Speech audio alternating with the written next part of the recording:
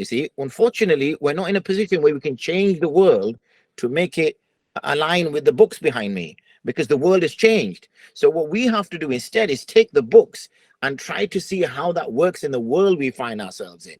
And in fact, that is the right approach to take, because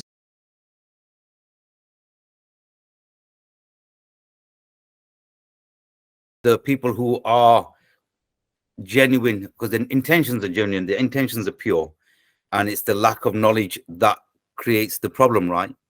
And so you'll say, brother, I knew that. I didn't intend for it to be that, or that wasn't my intention. So when someone sends you a question in relation to fatwa, or if I'm going to be opening up a business now, and I need to ask the right questions, what kind of questions do I need to ask to make sure that my business is halal? yes, you touched upon there, and you mentioned the word ask several times, and asking scholars, فَاسْأَلُوا أَهْلَ الذِّكْرِ إِن كُنْتُمْ لَا تَعْلَمُونَ. Ask the people of dhikr. Dhikr means remembrance, which is referring to scripture. Ask the people of scripture if you don't know. It's as simple as that. You don't make assumptions on anything. Even when it comes to sort of day to day, you don't, if you've got no understanding of cars, you don't make an assumption and say, oh, you know what, I'll just pull that lead, see what happens. You don't do that. You go take it to somebody who's got some expertise, whatever it might be. Something not working in your house, you don't, the electrics are playing up or something, you don't go downstairs and start playing with live wires and think, okay, let me press this, let me plug that wire into here. And similarly with plumbing, you got a leak somewhere, you don't start getting a spanner around tightening or loosening things. So I just gave you 3 examples there where most of us day to day have cars and houses that we will come across. Now if we're not going to do that with something which is a minor leak, or something which is a car, might be only a few £1,000 car, then why do we take those sort of kind of and stick the finger in the air and hope for the best? When it comes to business, business is very important that when we will be questioned. The hadith mentions that nobody will be moved on from on the day of resurrection until they're asked about every penny that they earned and every penny or every small quantity of money that they spent.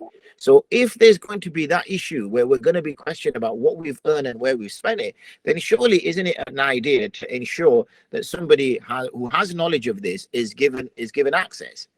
And when I say having knowledge, sometimes what people will do is they'll go to the Imam Sahib in the masjid, or, oh yeah, my mate's a Maulana, let me just text him, or my mate's a Sheikh, let me just text him. Oh, I know he studied a book or something with some teacher, let me ask him. It doesn't work like this. This is an area of expertise where people who are experts in this area, who understand contractual law, who understand Kitab al-Buyu and Kitab al-Buyu in particular, and Salam and all that which comes with it, are probably the most technical chapters in the books of fiqh. So what you're saying there is not everybody is trained in that field, because I myself, looking at it from my younger days to now, I'm now working alongside yourself, these are questions that's like, no way, because you would have thought just because your friend is a scholar, you assume that he knows it in depth.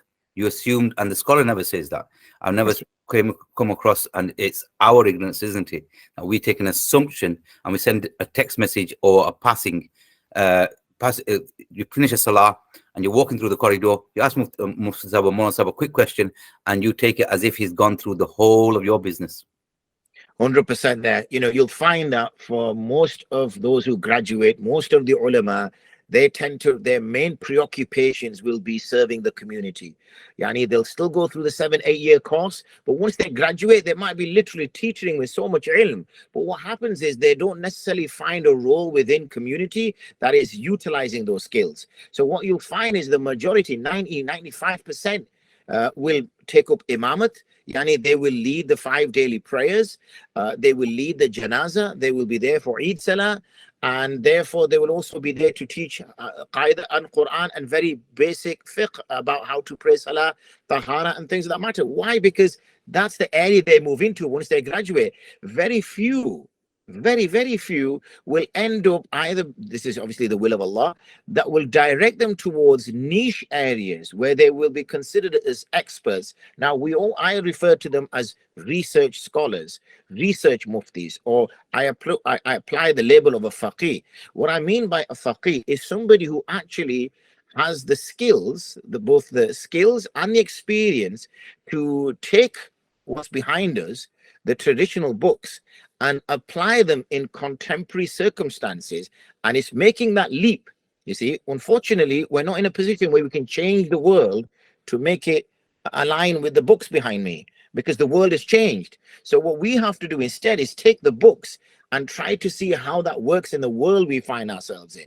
And in fact, that is the right approach to take, because obviously many of these books were put together when, you know, mass printing didn't exist, medicine was pretty rudimentary, political systems, social systems were very different. So it would be completely alien to try to make the world live according to what we have here. Having said that, the principles which they contain, the understanding which has been derived from the Quran, has been derived from the Hadith, has been derived by Ijma, that you will see can be applied whether we're talking about organ transplantation, which was an absolute, you know, unheard of thing many years ago. Similarly to things like cryptocurrency, you know, literally in all fields of human activity. And it's that bit, this niche area, which requires a lot of skills, a lot of expertise, that is not everybody's, you know, area, because only a few, and I mean, you know, I'm talking a few by literally a handful of people, maybe, you know, in the UK, maybe even, you know, a slightly larger number in Europe, that will actually be specialized enough because of those skills to be able to answer these kind of queries and questions.